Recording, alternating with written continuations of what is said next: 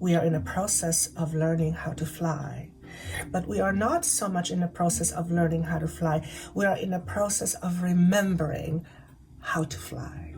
And that we can fly. And that's a metaphor. In my language as Joanna, flying translates into freedom in most situations. And in these situations, that is how I see it. We are learning how to feel and become more free. Most of us are free anyway. We have free will, which means we can make choices and decisions, but many humans do not feel free. Why don't humans feel free? They're conditioned not to feel free.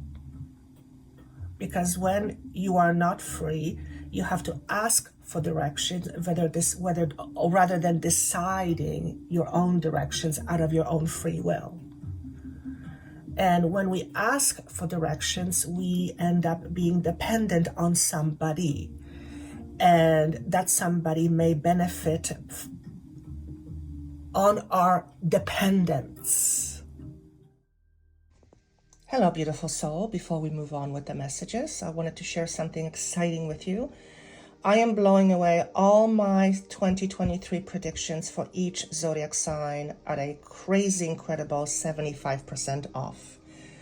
So if you are wondering what's happening for the rest of the year, if you just want to check in what's going on, if you're curious what your lessons are, if you're curious what you are letting go of karmically, if you are curious as to what it is that you still need to address in order to expand into your higher consciousness, click on the link below. You'll be taken to a site where you will take advantage of this incredible offer. I've never done this before. If you purchase the bundle, you will get each sign at approximately $1.25 per sign. The bundle is 14 hours of incredibly deep, powerful content. So if you were not in a position to purchase them before, I think this is going to be an opportunity for pretty much everyone to be able to afford it. I just feel extra generous, and I want you all to have this information. And we're more than halfway through the year, and that's actually a really good point to check in and see what's coming up for you. So 75% off on all my 2023 predictions. I hope you enjoy them. Let me know how you feel about them. I've already got a lot of information from people who purchased them at the beginning of the year, and all of the feedback has been that these messages are quite incredible and quite powerful. So enjoy, and let's move on with the messages.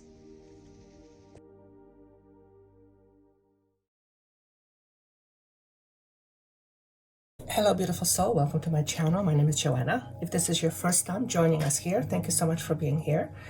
Thank you for spending your time with me. And I look forward to seeing your comments with regards to how these messages or how this transmission has helped you. My intention, one of my greatest joys, if I'm being honest, is to help you understand yourself, because that's where your power is. When you understand yourself fully, you will be much more equipped with a fuller expression of your own realization. And this is what you're here for. You're here to realize yourself. Make whatever you believe real in the physical world. And we gain tremendous level of expertise and experience by way of having an earthly experience. But earthly experience can be hard. In fact, it is hard. It is not an easy place to be in, because it's very dense, and most of you listening to this come from a much higher frequency. So the density sometimes can get to you. Things may feel very harsh at times, perhaps even at the moment. And that's because this harshness is something you're not used to. So if you are qualifying yourself as a healer or a healer type, or you believe on some level that you are here to help planet Earth transition to another plane, and you are now part of this world in order to help with that transition, then you are probably feeling a lot of things right now. Perhaps a lot of pressure on your chest, perhaps a lot of pressure life throwing at you. But this pressure is necessary in order for us all to grow. One could say we grow under pressure, much like a diamond that is just a piece of rock. Under certain conditions and a lot of pressure, it becomes this sometimes priceless piece of something that's part of Earth. And because of it, its value is, well, sometimes we can't even put a value on it because that's how precious it is. And so in the same way, we are here creating experiences that will help us realize just how powerful we are and what we are capable of, and the type of things we could or wouldn't want to do if we had the choice not to. Well, in fact, the reality is that we all have a choice. We just don't remember of having this choice. So today's messages will be about what does your soul want? I'll talk a little bit about what collectively, what the soul wants, and also individually. I have 3 different piles. And these messages are meant to be merely reminders of what you already know, what is already deep within you right now in this moment. My work with higher frequency is to bring about this remembering so that you too can remember who you truly are and just how powerful you are. In a space where you feel perhaps powerless, and that is the paradox of living in this world. The you that you don't remember is all powerful, and the you that you identify with often feels small and powerless and limited in so many ways. And yet you are both. You are both the unlimited and limited both at the same time. Now, how do you square those two? You can't. You have to find a way to live in both. You have to find a way to live in this paradox because you live in a paradox. You live in a paradoxical world. What you believe doesn't exists at every moment because everything exists all at once, all at the same time. And for a purely 3D based ego form, that is a very difficult concept to grasp. So what we are saying here is that which you are seeking is already within you and around you. And the reason why we seek for anything is because we want it. In other words, whatever it is that you are looking for is already within and without you. It is all in the ethers, in the form of concepts and possibility of realization in the 3D world. Your job as a soul, if you will, is to tap into this consciousness, tap into this essence, and bring it about into your 3D reality. In other words, how to ground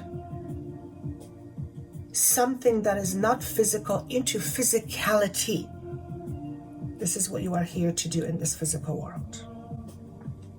So if you want a car, for example, and you don't have one already, then you need to, per se, tune into the possibility that exists in another realm of you having this other car, because that possibility already exists. Now, the more you tell yourself that's not true, the less likely you're going to bring it about into your physical world, because you are very unlikely to experience something you don't believe in. If you don't believe in God and God shows up in front of you and says, I'm God, you're going to say, that's nonsense. God doesn't exist. Okay. It's up to you. What you believe, what you don't believe, what you recognize about yourself, what you don't recognize about yourself is up to you. Now, part of my brain, as Joanna says, well, if I don't recognize something, how can that something be up to me if I don't even know it exists? And what I'm getting is, that's a good question. Well, that's why myself and my team are here to help you recognize just that which you cannot see. And if you cannot see something, it cannot be a choice. Therefore, the more you see something that wasn't there before, the more you realize that you now have a choice that may be worth taking. And we are all every day making choices. Most of these choices come from our unconscious conditionings. In other words, we are conditioned to make certain choices without even knowing why we are making these choices, or do we even prefer these choices? We just do it automatically without thinking.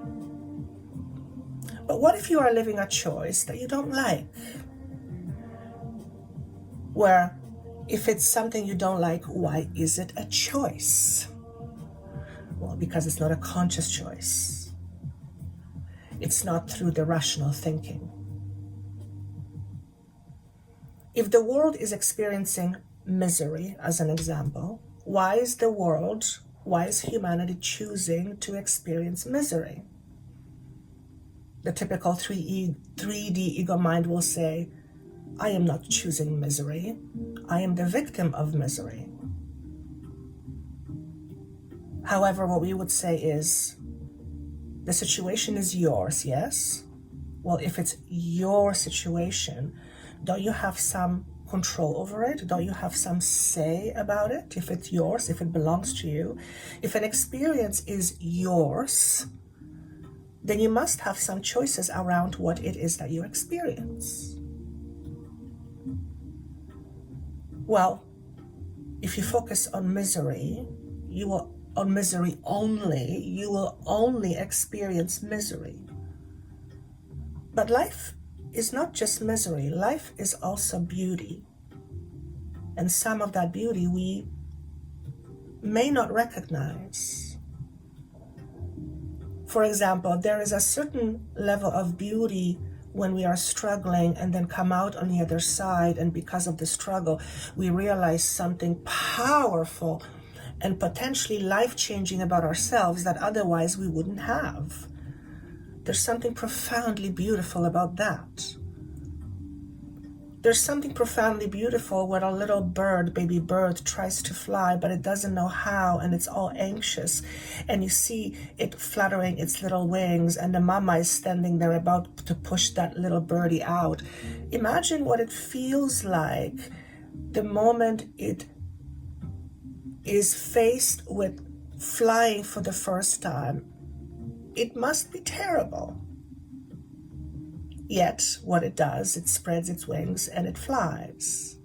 Okay, imagine that bird flying for the first time, realizing for the very first time that it can fly.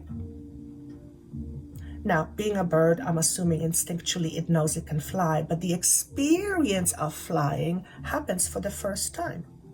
And that's exhilarating. Yet there's a struggle within that as well. That little bird goes through a lot of struggle in order to spread its wings for the very first time in order to fly. We are in a process of learning how to fly. But we are not so much in the process of learning how to fly. We are in a process of remembering how to fly. And that we can fly. And that's a metaphor. In my language as Joanna, flying translates into freedom in most situations, and in these situations, that is how I see it. We are learning how to feel and become more free. Most of us are free anyway. We have free will, which means we can make choices and decisions, but many humans do not feel free. Why don't humans feel free? They're conditioned not to feel free.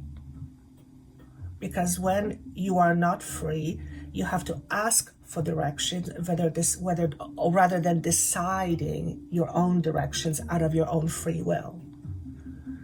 And when we ask for directions, we end up being dependent on somebody. And that somebody may benefit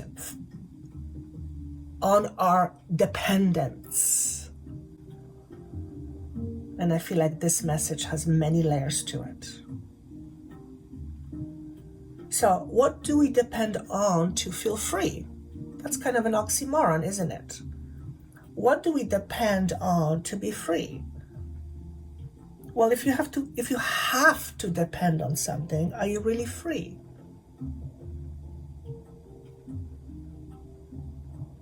That's an interesting question.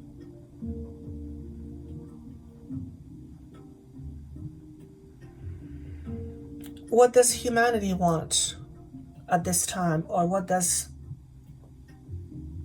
the consciousness of humanity want right now? Not sure if that's the right way of wording it, but from a higher perspective, what does humanity want right now? What is humanity working towards? We are working towards greater self-love. Why is that important? Hey, universe, why is it important to love yourself? Well, for one, to love yourself is to know who you are.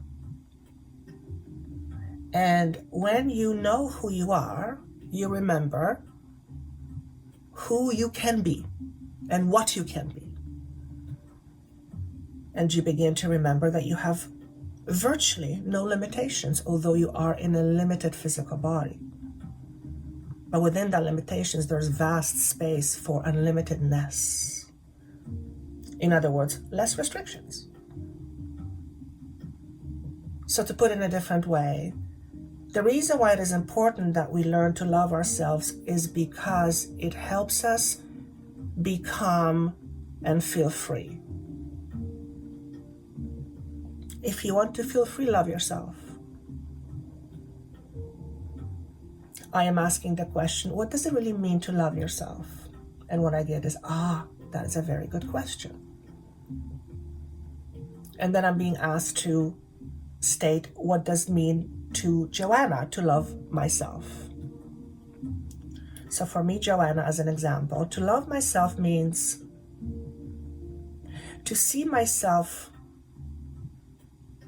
all through, to not hide anything from myself, and to accept every aspect of me, doesn't matter how dark or ugly it may be.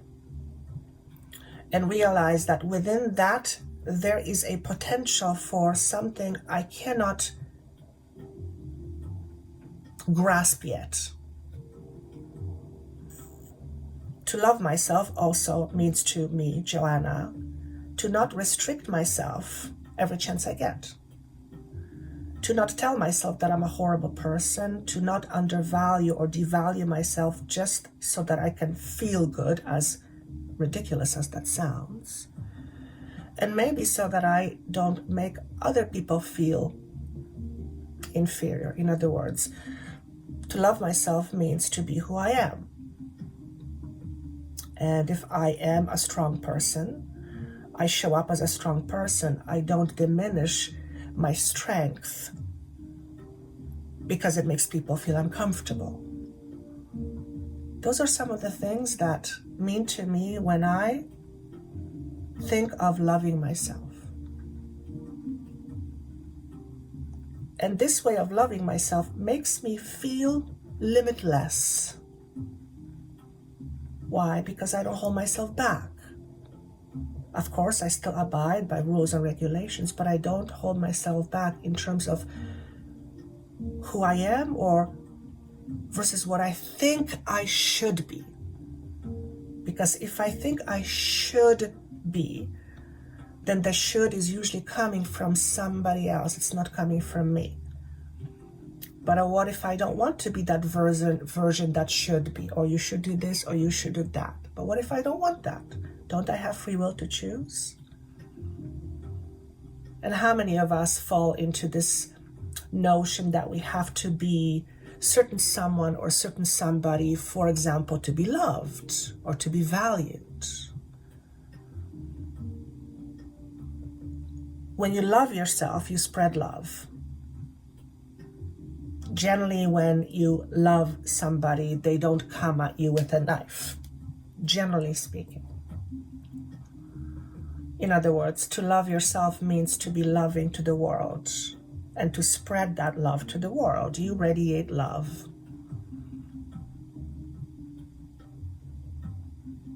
You become radiant with love. Have you seen someone in love and they have this glow about them? That's because they're being in their essence, in their purest essence. They are being love in that moment. That's why it feels so good to be in love. Because you allow yourself to be the love. You are experiencing that love that you already are. It's coming from within you. It's coming from within you.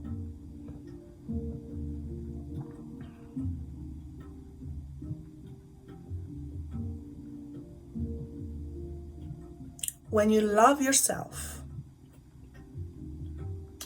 it's also impossible to diminish yourself, to be mad at yourself, to be angry at yourself. You can be annoyed with yourself, but you're annoyed with yourself and you let it go. You don't hold on to it. Why? Because that form of feeling or judgment about yourself doesn't feel good, and you know what it feels like to be in love. You prefer to be in love. Why don't we feel that all the time? Why does it take somebody or something to open our hearts? Why cannot we do this by ourselves? Why can we not open our own hearts? Because that's where love comes from. Well, often we don't want to open our own hearts because we're afraid. We're afraid to be taken advantage of. We're afraid to be hurt. We're afraid to be lied to. So we protect ourselves. Because to be in love is also to be vulnerable. You are letting love in. When you are letting love in, you're open. Love flows. When you don't feel love, maybe your door is not as open. Maybe you're afraid of receiving love. Maybe, actually, you are afraid to be that love which you are already. Now, why would that be? Why on earth would you be afraid of being that which you are? Judgments, perhaps? Perhaps you glow too bright? Perhaps you become too visible? Perhaps people will want that light from you or take it away from you or somehow dim your light because it makes them feel uncomfortable. Perhaps that's what we're afraid of. One of the biggest fears as a human being, aside from the physicality, is the fear of not being loved. That's like saying that we fear of not having consciousness. That fear is not real. It doesn't exist because consciousness is all there is. Love is all there is. However, we live in a different frequency that's very dense. So the level of love we feel within ourselves is dimmed. Can I say that? And instead we feel other things: fear, resistance, pain, certainly sorrow. But even in these moments of pain and sorrow and difficulties and challenges, love still exists. Love is still within us. Now imagine if we opened our hearts while we are experiencing love and resistance and betrayal.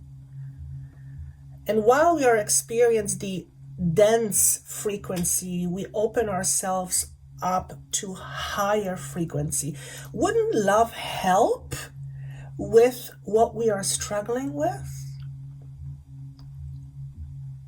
Because if you've been in love, you know that when you're in love, anything seems possible. I can do anything I want. I can fly on top of the world. That's often what it feels like when we are in love. But why don't we allow ourselves to feel that love every day, of every moment? Maybe perhaps we don't know how. Maybe we don't know how to tap into this love, and it takes someone else or something else to open us up. Right now, as humanity, we are opening up to greater levels of love. And that is tremendously healing. You've heard the term love heals.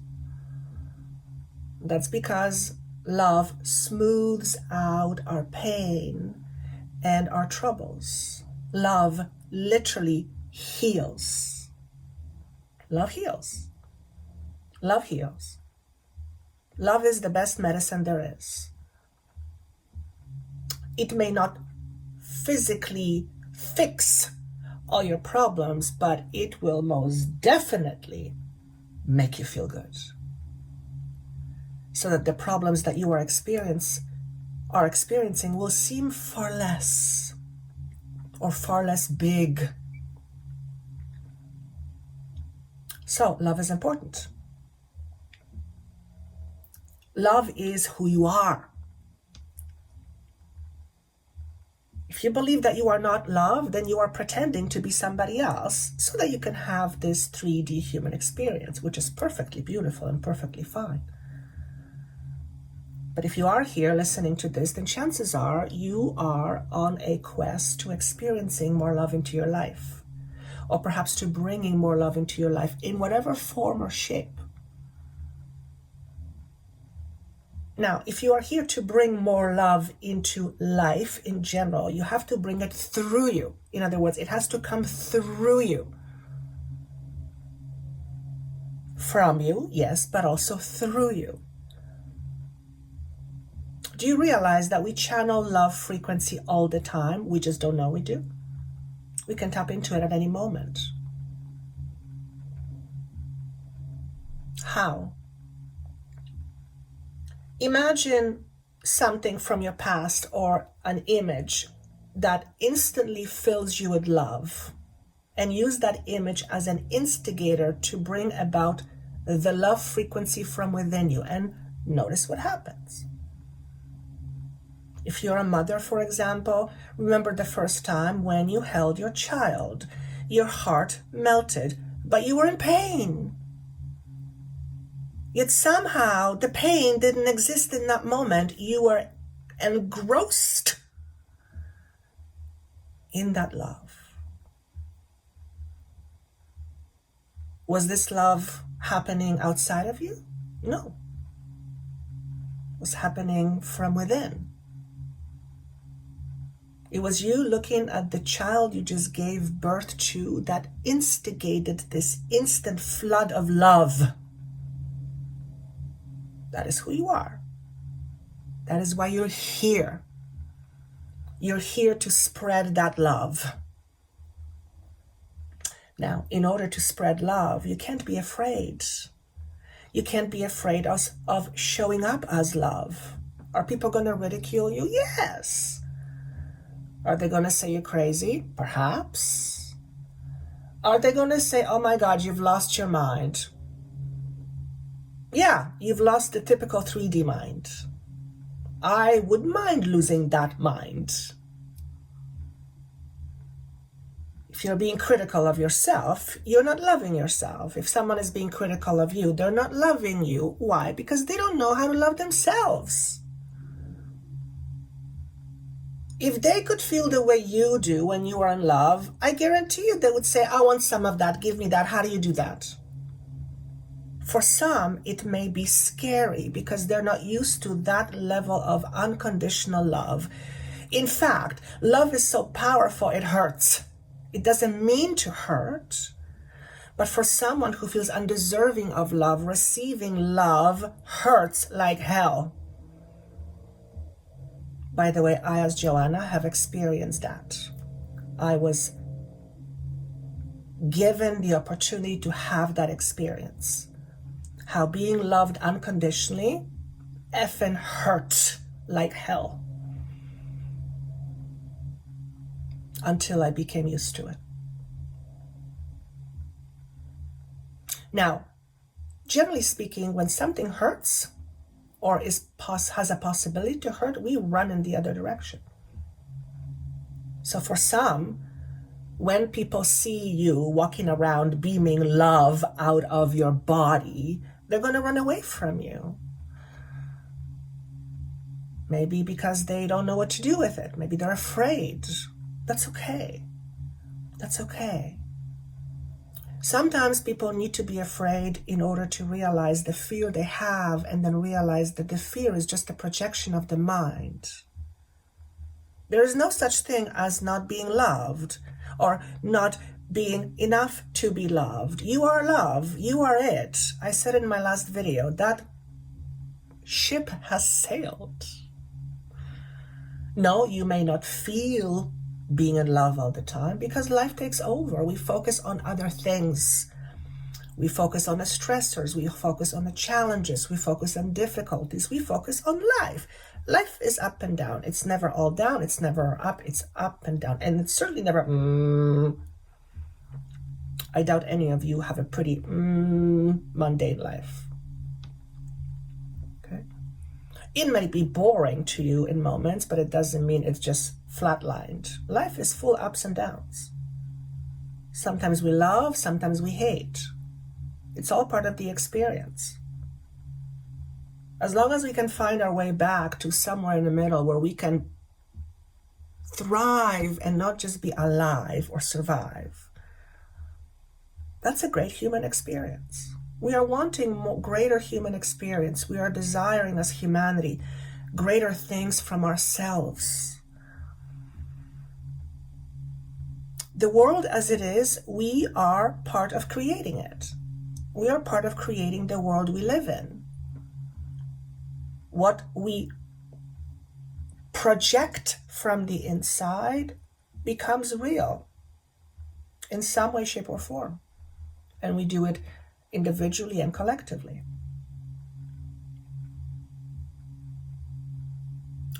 Listen to your heart and notice what it's saying right now. Does it say, I want to love more, or does it say, I'm afraid? If it says, I want to love more, ask, why isn't it loving more right now?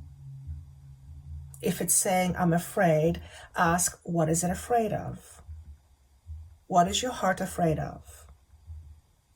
I'm afraid of being hurt. All right, take it further. When did you realize that when you are loving, you get hurt? Or when there is love involved, you get hurt? There's a memory somewhere in your memory bank. Examine that memory and look at it from different perspectives and see what you can find. And by looking at it from different perspectives, you will shift your level of consciousness and awareness. And perhaps you'll bring back a different memory, a happier memory, where fear and love no longer live side by side.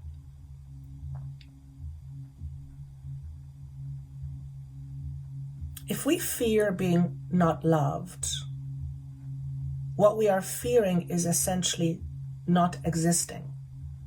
Yet that too cannot happen. You cannot not exist. You are part of consciousness, or all that is, some call it God. You cannot cease to exist.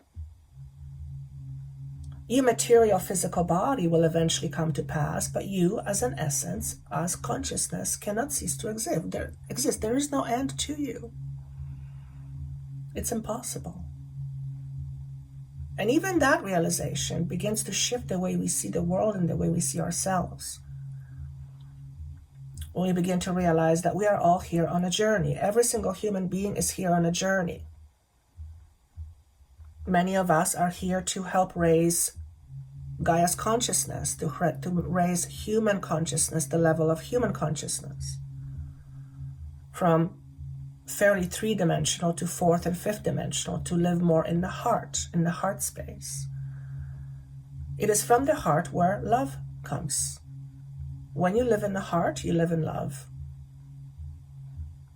When you don't love you, you don't live in your heart, you live in your head, you live in your fears, you live in your tragedies, you live in your challenges, you live in your lack. But even those are not real. You cannot lack anything. You are part of all that is. You are the source of everything. God did not create you to be limited. You are not a limited being. You have a limited human physical body, yes. There are some limits with that, yes. But beyond that, you are a limitless being. Once you start tapping into that essence, something begins to shift. It's like your whole beingness begins to become bigger and more expanded. In essence, you are beginning to expand your own consciousness, your own awareness. You are, in essence, becoming more of who you really are. And that's a big deal. When you are more of who you really are, you are embodying more of the essence of what is, which is the source of everything, which in its purest form is unconditional love. When you begin to shift and expand your consciousness, you are essentially embodying more unconditional love. Does that mean you can't be mad or angry? No, it doesn't mean that. It just means that this is the space you live in most of the time, but you still have a human experience.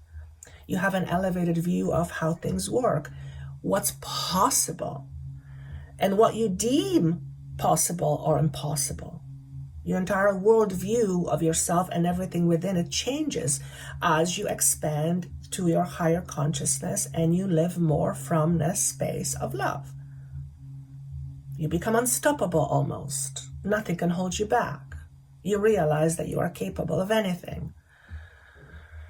And as long as you keep telling yourself that you are not capable, that will be your life and that will be your reality. You become aware of that when you expand your consciousness. And then you realize that the limit you put yourself, you are putting on yourself. And although they have not been conscious, they now are becoming conscious. And you are realizing that on a conscious level, you are the one limiting yourself. You are the one making yourself or your experience be less than. And when you realize that you are the one creating that experience, that realization makes you go, holy cow, I can change it. Yes, you can. You always could. You just didn't know you could. It wasn't even in your awareness. You didn't even ask the question. You didn't know there was a question to be asked. Am I more than myself? Sometimes we have those questions. So we are learning how to love ourselves, how to nurture ourselves, and that in itself is extraordinarily healing. It's very healing. When we give love to ourselves, as opposed to, let's say, harsh criticism, which has its place, but when we vibe more in loving ourselves, we feel incredible. I've experienced moments, conscious moments of awareness where I embodied love for myself. It wasn't a thought, it was in my body. It felt bloody incredible, but it lasted about 3 seconds. But in that moment, I went, oh my God, I love myself. It was such a surreal experience because it felt like I embodied my whole self. It's like my whole self just clicked in. And in that moment, I realized my completeness. I was feeling complete and I was in love. It's the most bizarre experience trying to express it, trying to explain it. Because it wasn't a humanly thing that I've ever felt before. What I'm trying to say is that when you love yourself, man, it feels good. And it's not the type of love that you're pretending to love yourself by doing all the right things. No, you feel it. It's in you. It's embodied. When you love yourself, you begin to realize that everything and everyone is love. You begin to see everything as expression of love. And that you are part of a greater universe. And that feels amazing. Can we imagine a world where everyone feels amazing and they love themselves and they don't try to hide themselves. They have no ulterior motive or agendas. They're just happy to be who they are. Can you imagine a world like that?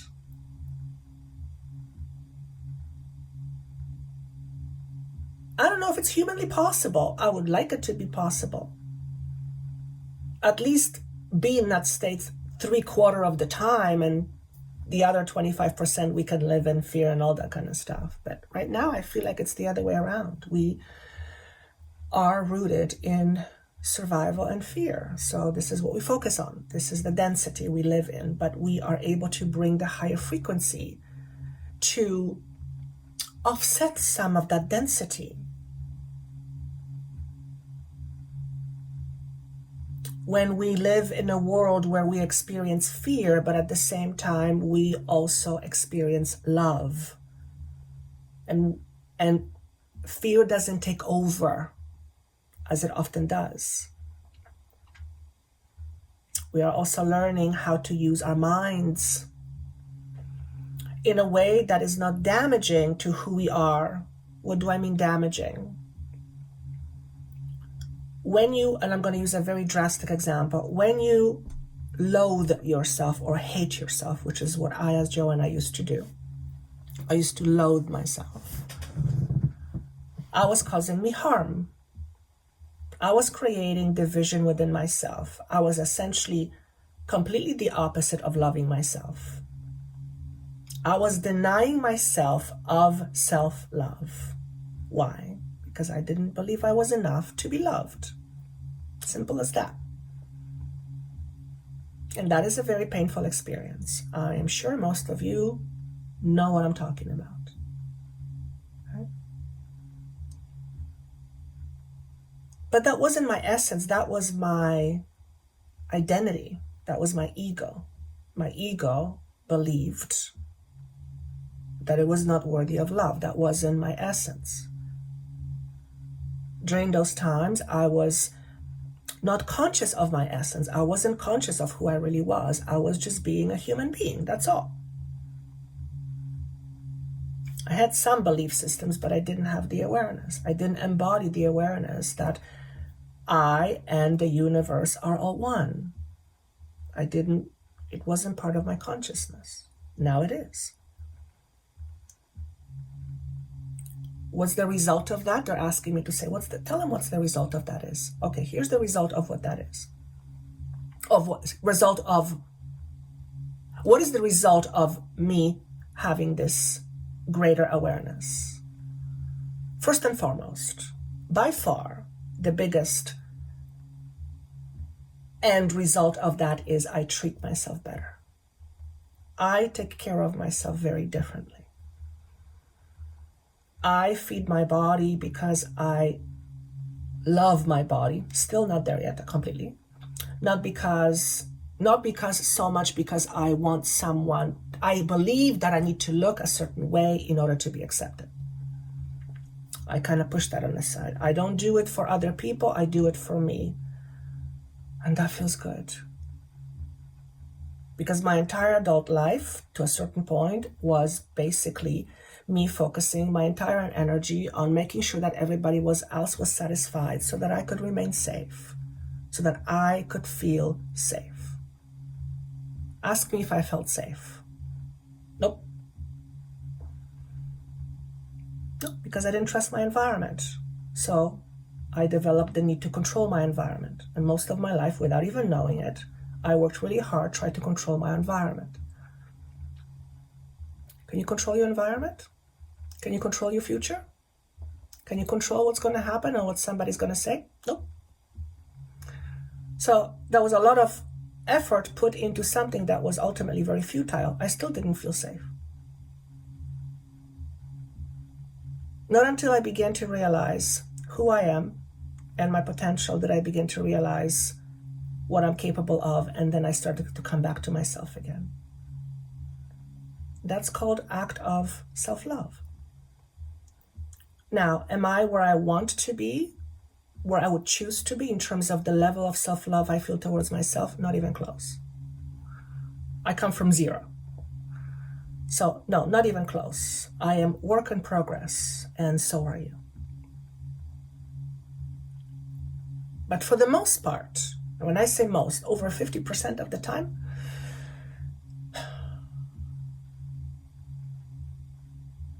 I stay in this space of remembering who I am and what I'm capable of, or in a state of self-love, but my ego still chips in once in a while, sometimes more than once in a while. Nonetheless, I've balanced myself out. So I'm no longer as critical of myself. I no longer hate myself or loathe myself. I no longer punish myself for having eaten a cookie. I don't call myself derogatory names. I don't criticize myself or other people, or do my best not to. And I don't purposely make myself small just so other people would feel comfortable. I no longer do that. Now, I'm very good at reading the room, and I do know that I have a choice on how I show up, and how I show up is going to affect my environment. And based on what I want from my environment, I choose to be accordingly. Not because I have to, but because I choose to. And that's completely different than where I was before. And that's very empowering. That's very empowering, and it feels good. And that is what the universe wants for you. There is power in knowing who you are and what you are capable of. And there's power in knowing that you have choices. That you don't have to do what you think you should do or shouldn't do. You don't have to be something or other just because you're afraid of not being loved. No, you don't have to do that. You have other choices. You can choose to experience safety in your own body, first and foremost, so that you're less reliant on the outside to help you feel safe. The outside will contribute, absolutely. But if you're coming from a space of unsafety, trying to control the environment to help you feel safe, never does the job. I've done it for many decades. Didn't work. Generally, it doesn't. Because here's the irony. The reason why we feel we need to control is because we feel safe. If you felt safe, you wouldn't have the need to control nearly as much. And what if you knew that all of a sudden you have a choice of whether you control yourself so much or no? There's no need to control yourself so much, being a certain way just because you want people to like you. People are going to like you for who you are, not for who you are trying to be or pretending to be. Because people see right through it. When someone is trying to pretend to be something when they're with you, you can likely see right through it. It's very hard not to see through it, although some people can put on a pretty good mask, I will say that. Okay? But generally speaking, you can see right through it because it comes through their energy. It comes as an essence of inauthenticity. They're not authentic. But anyway, let's move on to the cards. I have 3 piles for you, and I'm going to focus on each pile in terms of what your soul wants for you, or what your soul wants to manifest. So let's see what happens for each and every pile.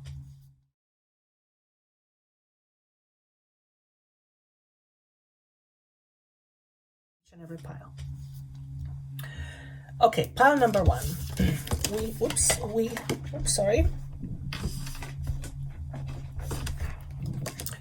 We have seeing the one, how appropriate. We have Page of Cups, and we have, sorry, I keep losing my cards. And we have New Life, okay? This is what your soul wants for you, what your soul wants to manifest. So let's just go one by one. Seeing the one, what did I say? I didn't see these cards before. In your own unique way, your soul wants to manifest for you a space or a state of awareness or consciousness when you begin to realize that we are all part of one, that we are all sharing this one experience called human experience. And that none of us are different from one another, but we are unique. And each of our uniqueness brings something different to the table. Okay? So you as a unique individual bring something unique to the table with another individual who is unique and brings something individual to the table as well. And from that space we create. Okay? If everyone was the same or lacking uniqueness, there would be no diversity in this world. And diversity is beautiful. So even though someone may look very different from you, someone may appear to be from a different whatever, though they're unique, and in that instance you're different, the essence is that you are the same. So if you and another is the same, and you are hurting the other, you are hurting yourself. Your soul wants you to realize that. Well, alternatively, when you insist on belittling yourself, for example, you feel that you're not hurting anyone but yourself, but that's not true because you emit a certain frequency. When you belittle yourself, you show up in a certain way in your environment, and that affects your environment. You know how your mood affects other people? It's because we're energetic beings. In other words, what you do and who you are makes a difference whether you believe it or not. It doesn't make a difference if I'm happy or sad. Oh yeah? Ask the universe. It makes a difference to the universe. The universe doesn't say you should be one or the other. The universe says, I love diversity. I want to know it all. And your unique experiences feeds the all. Some call it God. Okay? So your soul wants you to remember that you are part of oneness, having an individual and unique experience. And what separates you in this world is ego. Because ego is designed to live from a space of separateness. Because we live in a world of duality. But remember, from the previous message, you live in a paradox. You are all powerful and sometimes feeling powerless, both at the same time. It's not pick and choose, it's both. It's both. And you can choose which one you tap into more, yes. It's not one or the other. Rather, it's not one or the other, it's both. It's which one you choose to be conscious of, which consciousness you are living from, that will be your experience. Okay? Page of Cups to me suggests a new beginning. I'm not a tarot reader, so I'm just going to go with what I'm getting. And this new beginning feels formal. Something is formal. It could mean a new job. It could mean a new relationship, not necessarily romantic, but it could be a new opportunity, or you having reached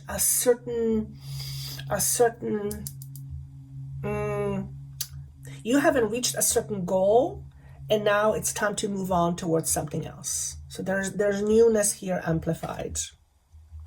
Okay.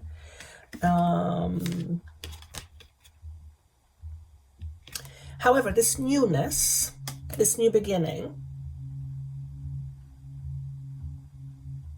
seems to be coming out of something old. In other words, I am sensing a bit of resistance, and that's because something is ending for something new to begin.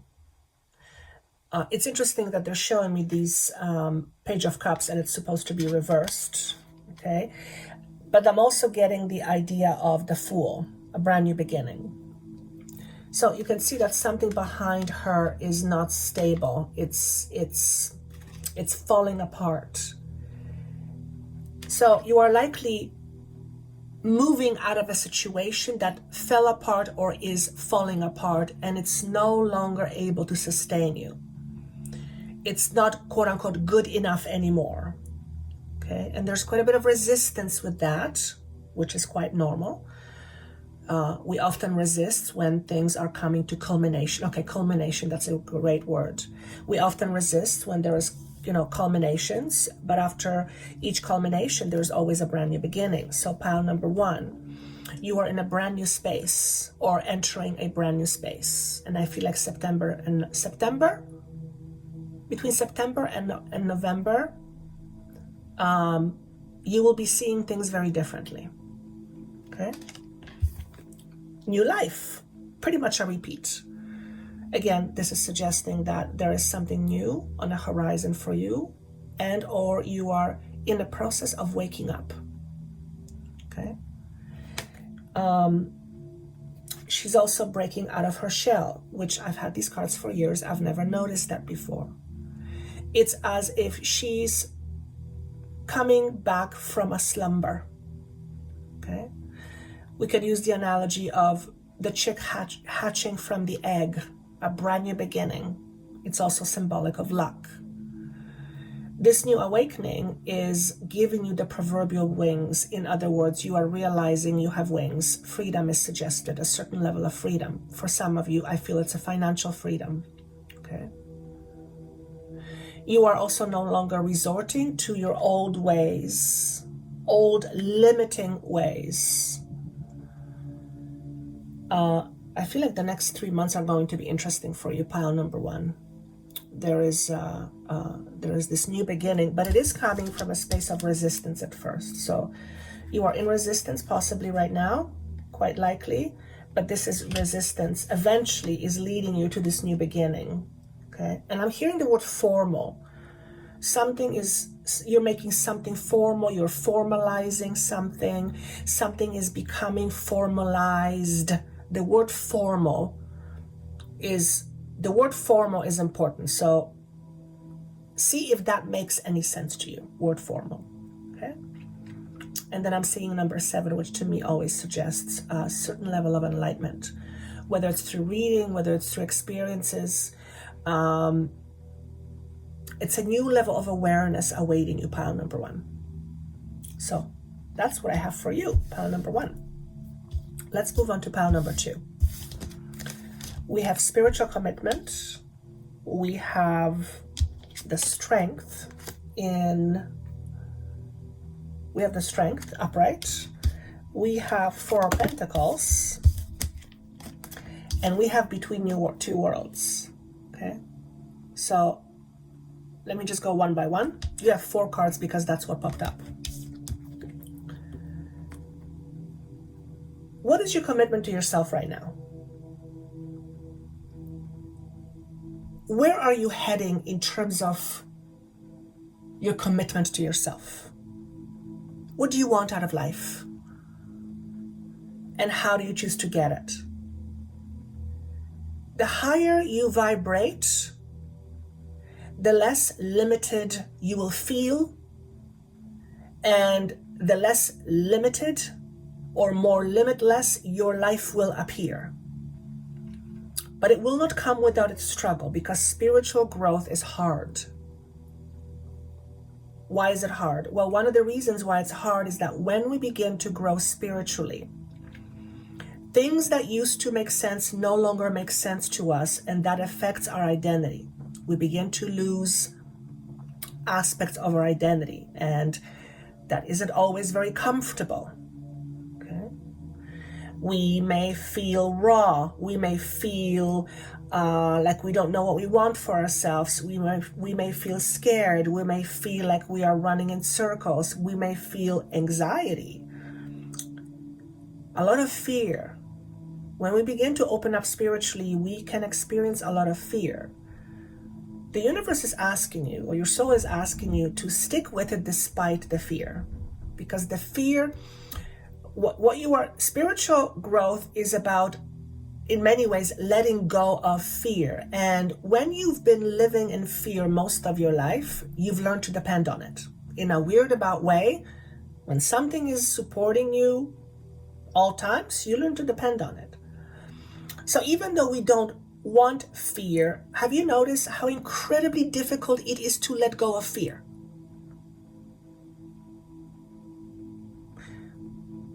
One of the reasons is because fear protects us. Okay? We have a certain level of healthy fear that protects us from staying alive in the human body. We need that. But beyond that, it's not necessary, at least not to the degree that we are experiencing on Earth right now. So letting go of fear is a part of the process of waking up, and that can prove to be little uncomfortable, a little bit more than little uncomfortable, in fact. Okay. Here's how this is affecting you possibly. You are trying to hold very tight to your possessions. There is a certain level of insecurity around money and physical things. But you are not in a place where you want to be anyway. So I want you to just hear that message. You're not in a place where you want to be anyway, but it's hard for you to let it go. And that's because even though it may not be the place you want to be, and this could be a metaphor or actually a physical thing, you've gotten used to it. You've gotten used to relying on it. So that's hard. That's why it's hard for you to let it go. Okay. But I'm also hearing the word possessiveness. So some possessiveness traits might be coming up for you. Maybe you are someone who's possessive over other people. Maybe there's a certain level of possessiveness. Possessiveness is tied to fear. If you are a possessive person, or you are experiencing being with someone who is possessive, possessiveness always is driven by fear. Okay? But I feel this is more you. There's a part of you that is possessive. Could be jealous. Okay? Those are some things that may come up for you that are worth looking at, or would be good to go through some examination. Because whenever we go through spiritual growth, fears will always come up to the surface. Why? So that they can be faced. You are facing some fears around financial security in general. What's underneath the possessiveness? There is some fears that are about to come up for you right now. But you have the strength. You have the strength to do it. You are stronger than the lion that is next to her. In fact, she's in control of this lion, even though in our human world, that could be pretty tough, unless it's a baby lion. Okay? So whatever you're going through right now, not only can you handle it, you will handle it, and you will develop new strength as a result of this. Okay?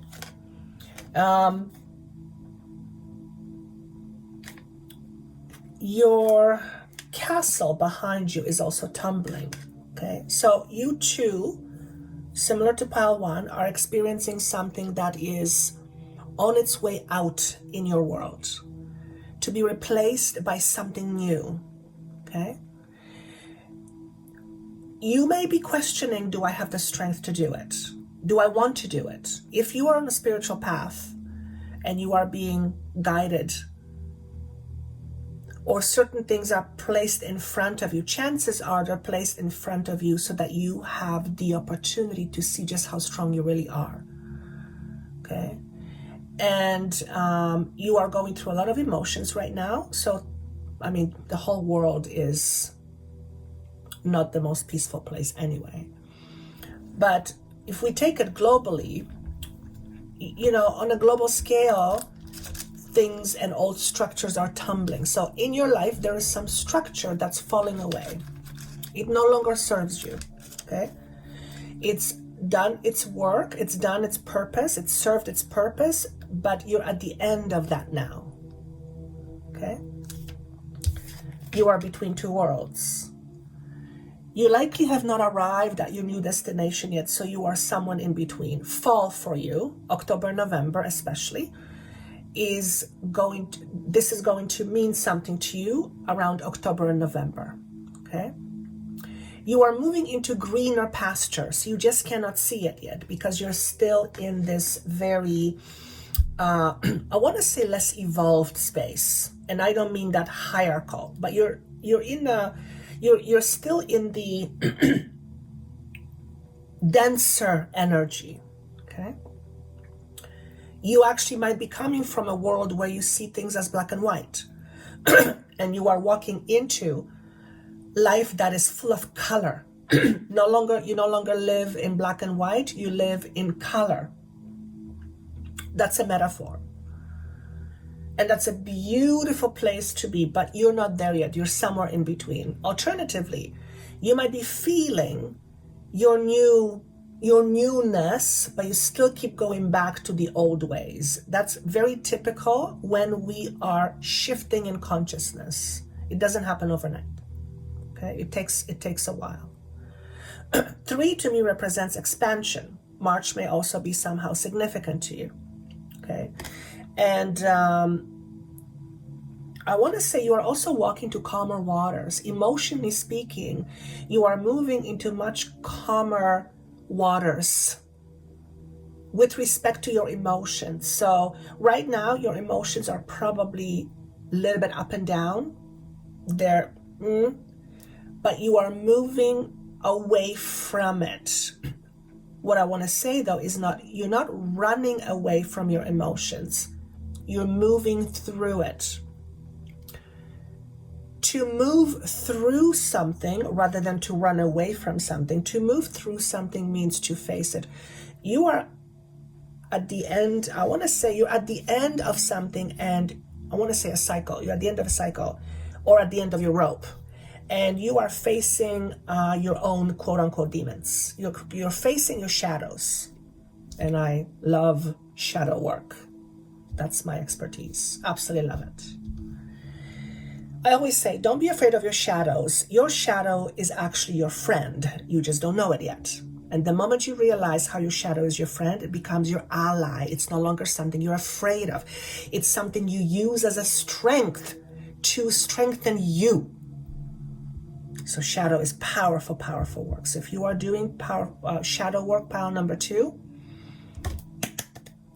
hats off to you, because shadow work is not a picnic in the car.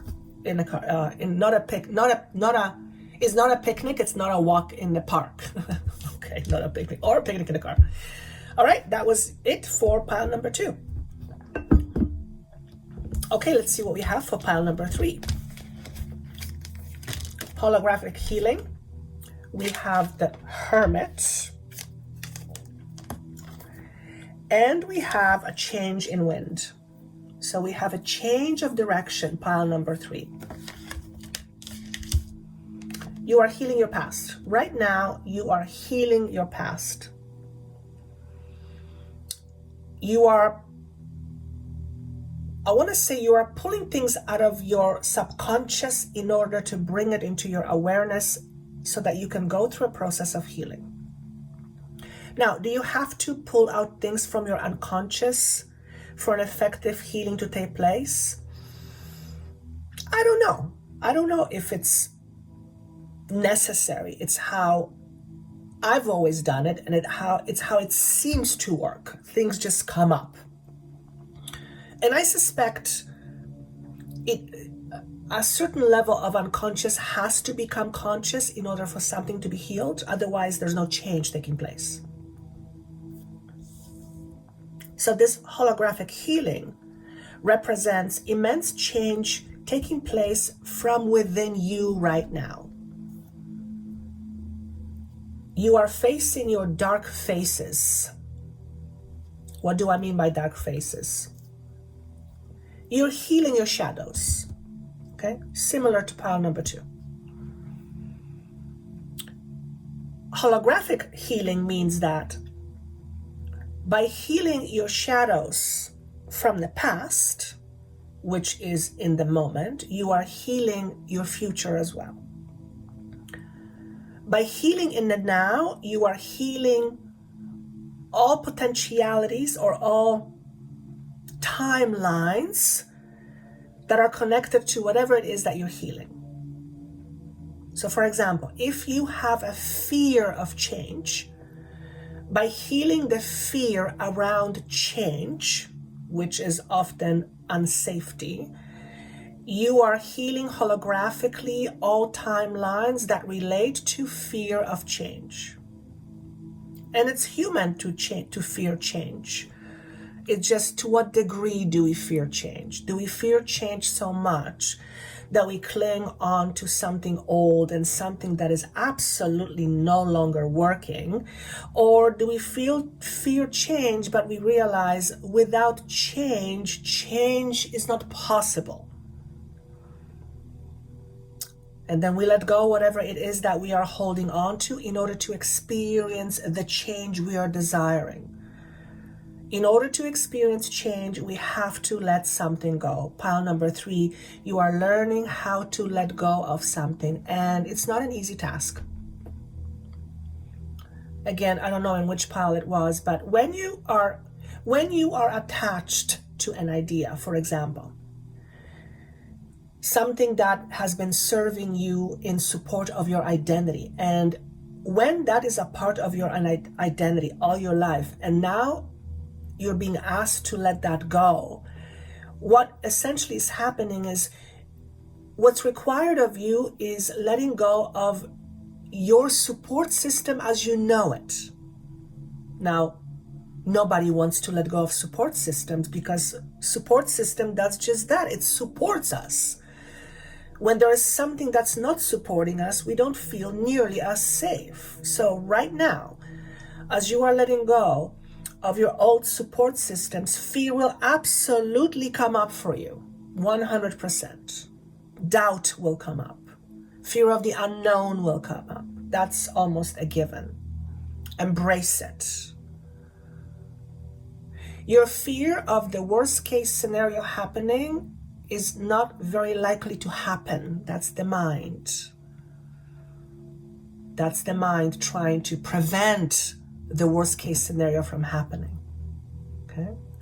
Issues of control might be coming up right now. You might be realizing that you are actually someone who controls a lot and you didn't even realize it. I, as Joanna, am realizing that right now. I was never a controlling person. In fact, I was usually the one being controlled.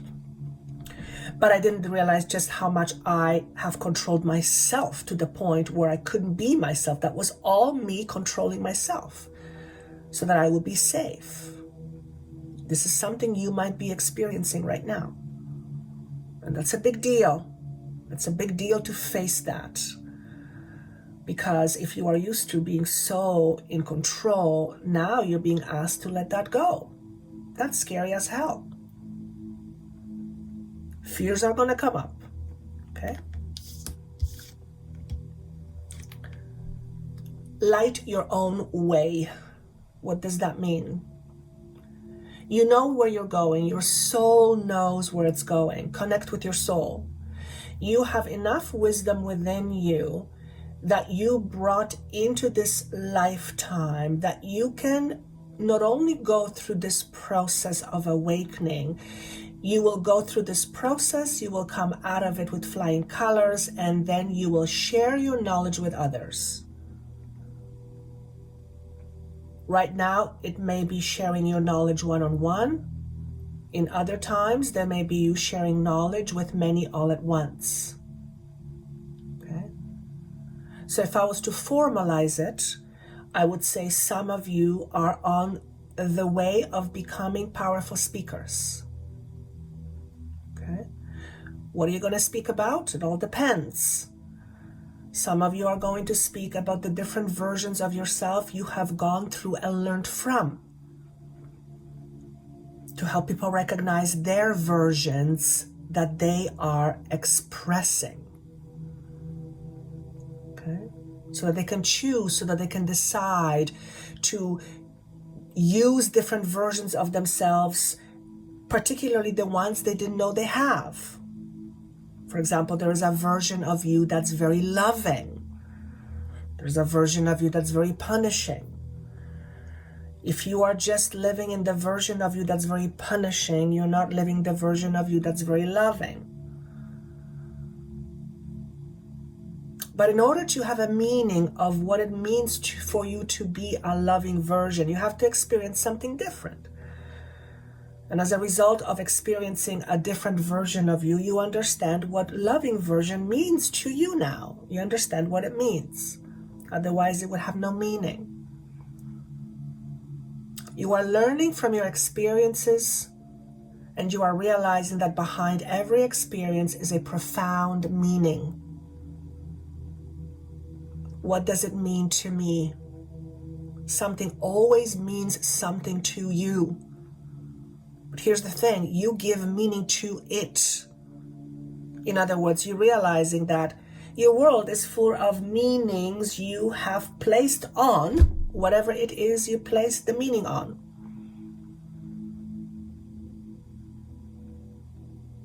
If you believe that life is important, you give life importance. If you believe life is unimportant, you will not give life importance. And therefore you will not feel important. That's just an analogy, okay?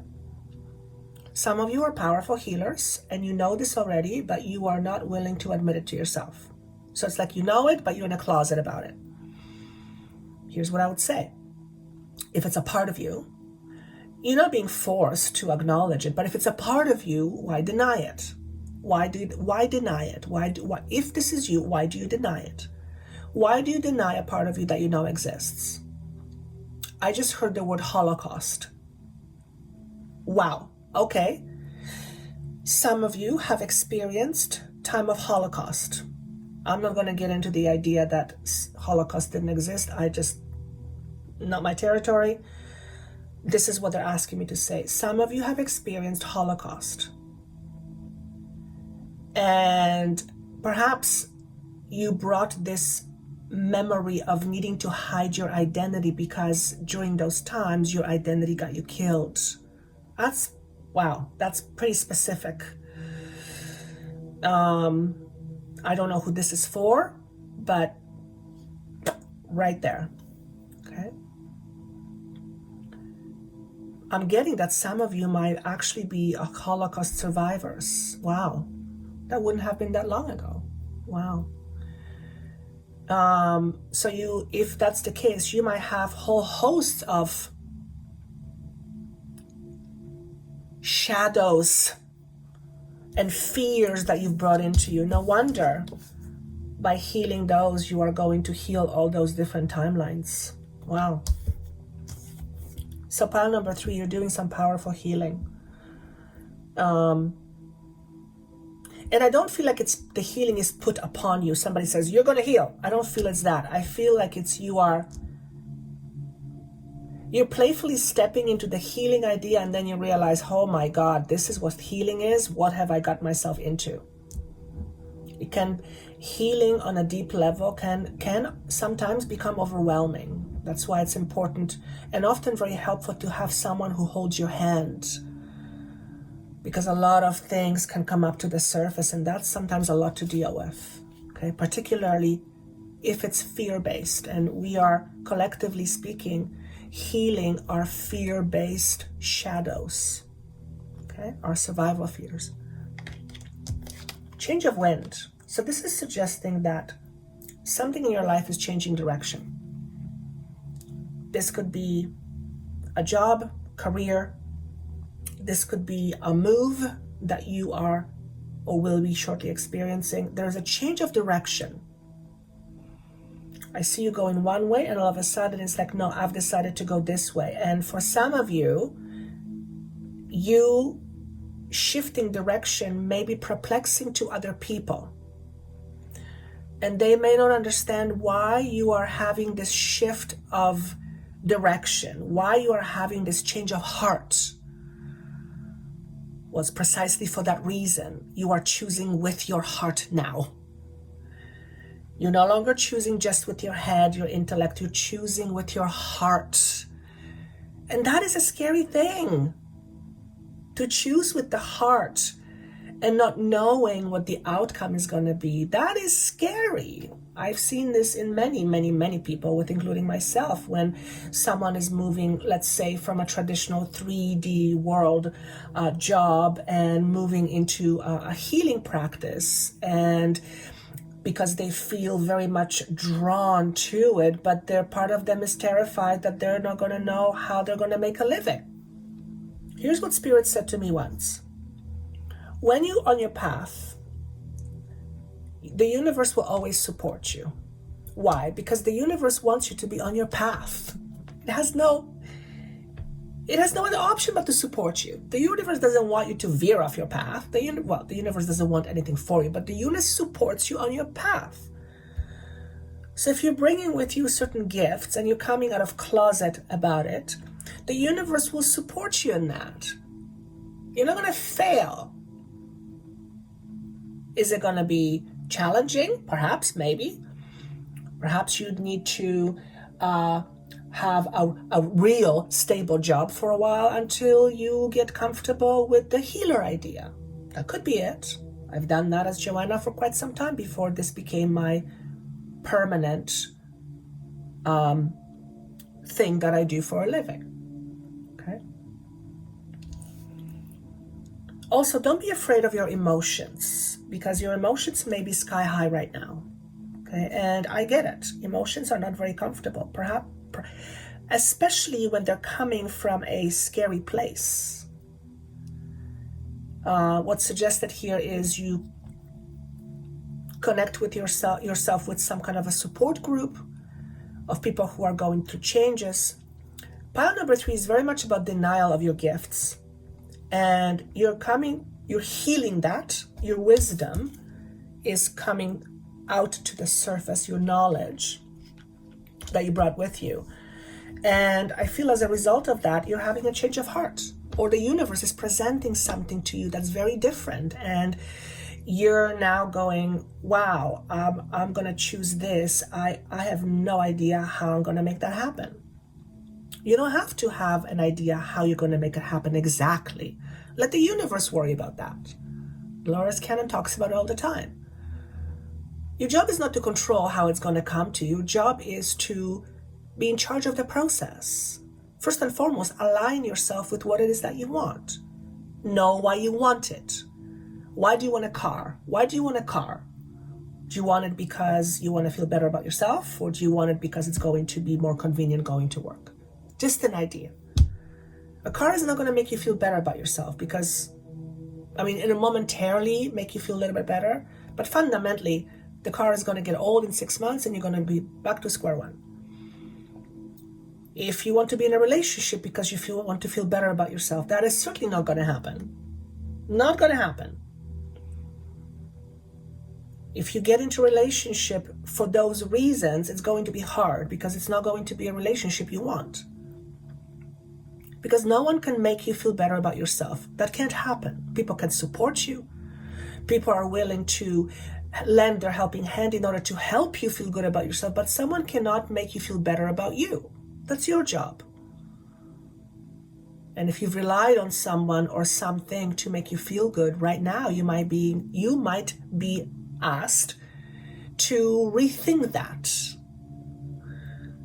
Are you relying on this or that to make you feel good? Or will you finally realize that how you feel about yourself comes from you? You decide how you want to feel about yourself. Don't let someone else decide for you. And go with that. Okay? I am also sensing a very powerful manifestation with pile number 3 towards the end of the year, beginning of new year.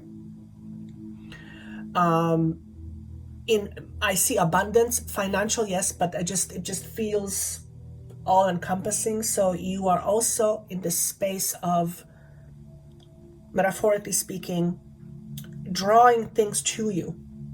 So you might be changing a path, but at the same time you will draw to you whatever is necessary for you to be on this new path.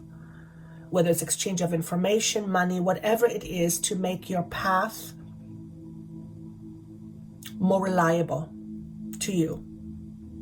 Okay?